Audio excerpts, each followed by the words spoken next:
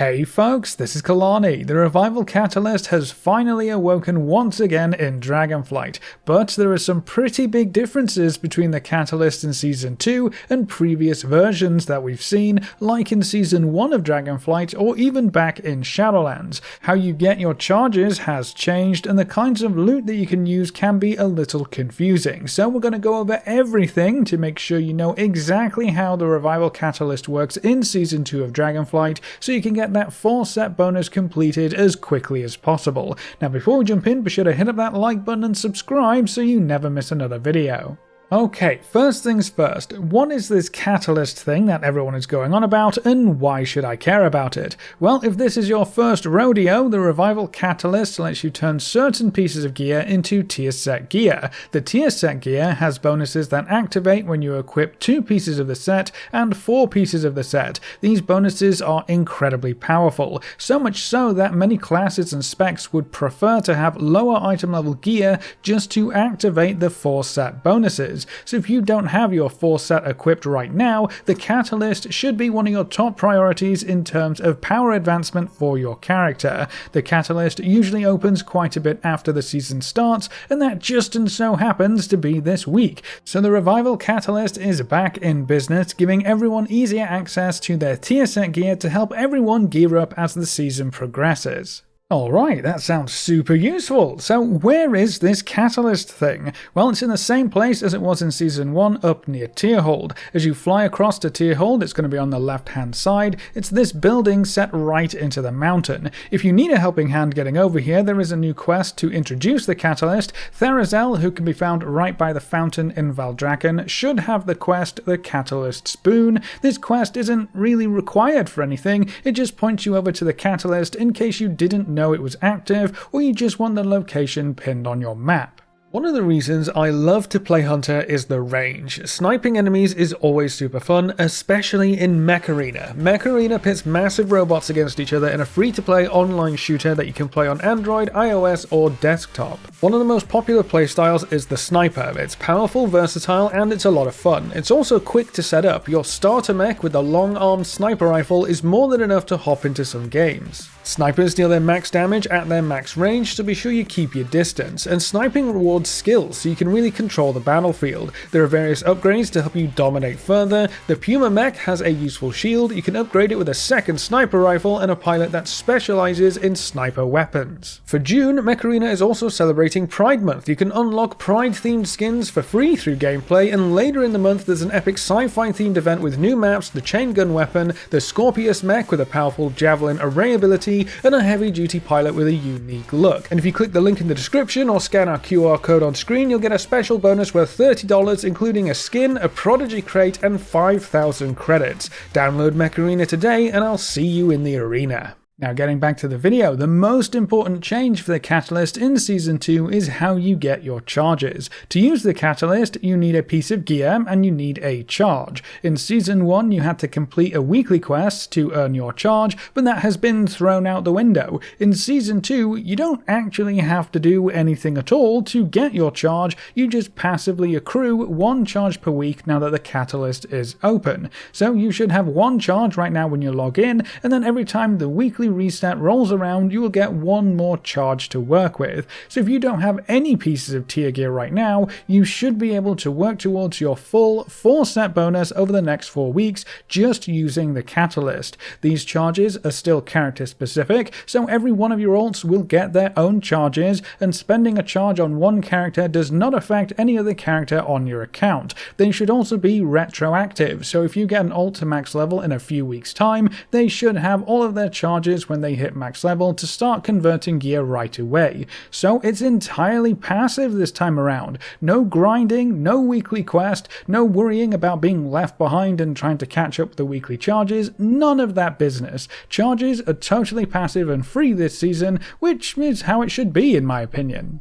That means the only thing we really need to use the catalyst this season is an appropriate piece of gear. Even though the upgrade system works for almost all types of gear, that doesn't mean everything that can be upgraded will also work in the catalyst, unfortunately. I was a little surprised that most of my gear from Outdoor World content does not work in the catalyst at all. Things like quest rewards, rare drops, world quest rewards, all of that stuff can be upgraded with flight stones. You can even get it on the veteran track, but it will sadly not work in the revival catalyst. So we're going to need some more specific gear types if we want to create some tier set gear.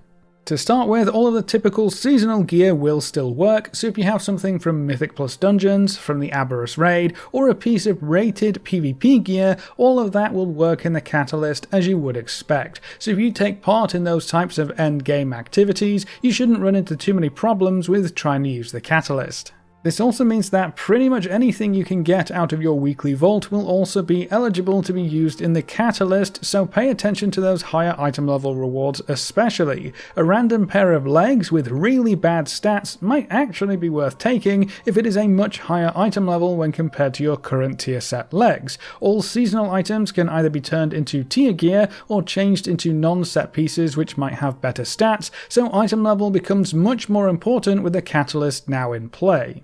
For anyone who doesn't take part in group activities at endgame, so solo content or world content players, you do still have a few options in Season 2. Anything that drops from the Zakali Elder's World boss in Zaralek Cavern should be able to be used in the Catalyst. Now I know that doesn't cover too many slots and it's a complete RNG fest of whether you will actually get gear or not, but just in case you did get lucky, World boss gear should work just fine in the Revival Catalyst. Another source you have are the Farak Assaults. You can get loot from the mini-boss over here once per week, and that loot is usually pretty high item level, up at 415 from what I've seen. This gear can also be used in the Catalyst to convert into tier set or non-set items, so if you do get a helm, shoulder, chest, hands or legs from the Farak Assaults, be sure you hold on to it even if it doesn't have very good stats. Turning it into tier set gear will make it much more worthwhile, and they can be upgraded all the way to item level 437 with them being on that champion track, so that's pretty neat. The weird thing about Farak Assaults is that it seems like even the lower item level rewards that are more farmable can also be used in the Catalyst, so the gear you loot from the secured shipments can also be thrown into the Catalyst to convert them. This gear usually drops at the lower item levels on the veteran track, so you can't upgrade it quite as far, but it might be worth looking into if you don't do any group content. This definitely seems to be the best way to get your hands on some tier set gear via the Catalyst if you're not taking part in any group content. And then you should also keep an eye out for the weekly events. Things like Time Walking or the Mythic Dungeon weekly event will reward you with a box of raid loot. The item level will depend on the piece of gear you get and which event is currently running, but with these boxes rewarding you with straight up raid gear, anything out of these boxes should also be usable in the Catalyst. So you might get lucky and get exactly what you need to fill in your last tier slot piece from these weekly events. It's worth noting that even if you already have your 4-set bonus collected and active, you can still benefit from the Revival Catalyst in a few key ways. The first way is for transmog purposes. You can use the Catalyst to get lower tiers or higher tiers of the tier set transmog than what you currently have access to. So if you aren't using your charges to actually get tier set pieces for the bonuses, look at the different versions of the set in your appearance menu. Maybe you like the LFR or normal versions better. All you would need to do is get an item at the same item level as those versions of the raid, so maybe run a lower Mythic Plus key or just run the raid on those lower versions and hope for the right pieces, and then you can use the Catalyst to pick up whatever transmog appearances you're still missing. This can also be done for the non-set pieces like boots, belts, braces and cloaks. If you're missing the transmog that goes along with your set, you can use the Catalyst to convert boots or cloaks to a transmog that matches your tier set.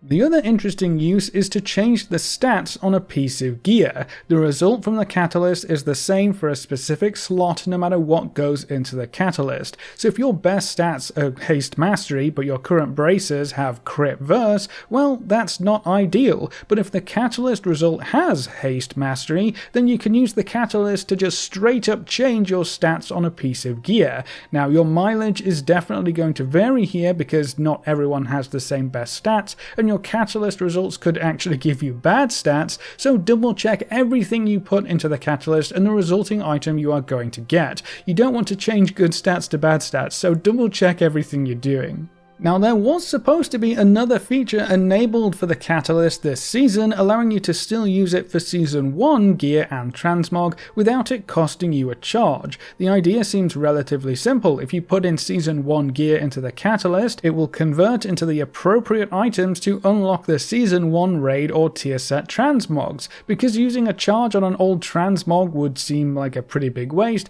Blizzard's idea was just to make it free if you're trying to use a Season 1 item in the Catalyst. This all sounds great, except for the part where it doesn't actually work right now. I know when the dev team initially posted about this functionality, they said it might not be ready in time for the Season 2 Catalyst launch day, so I guess it's still not ready. So if you were waiting for the Catalyst to open up to finish off some of the Season 1 transmog sets, it looks like we'll have to wait just a little bit longer. As far as I know, the plan is to still enable this functionality at some point, we just don't have a time frame just yet. But that's everything you should need to know about how the Revival Catalyst works in Season 2 and what kinds of gear you can use if you aren't into endgame content, so get out there and finish those 4 set bonuses. With the wide variety of eligible gear, everyone should be able to get their 4 set done in the next 4 weeks, just in time for the new patch which will probably come our way sometime in late July. How do you feel about the Catalyst opening up this week? Is that still too late for you to get the best use out of it, or do you think it's just about right? Have you managed to complete your 4 set bonus, or were you waiting for the Catalyst to give you the last few pieces you need? Leave all your thoughts in the comment section below. A big thank you to all of our supporters over on Patreon and to all of our members here on YouTube. You can see the names floating by on screen. If you'd like to add your name to the end of every video with a special shout out at the start of the next video, you can find links in the description over to Patreon, or click the join button just below this video. And if you want to see more videos like this, make sure to subscribe and ring that notification bell so you never miss another video. Thanks for watching, folks, good luck and have fun, and as always I will see you next time. And don't forget to use our link in the description to download Mech Arena to get those insane starter bonuses.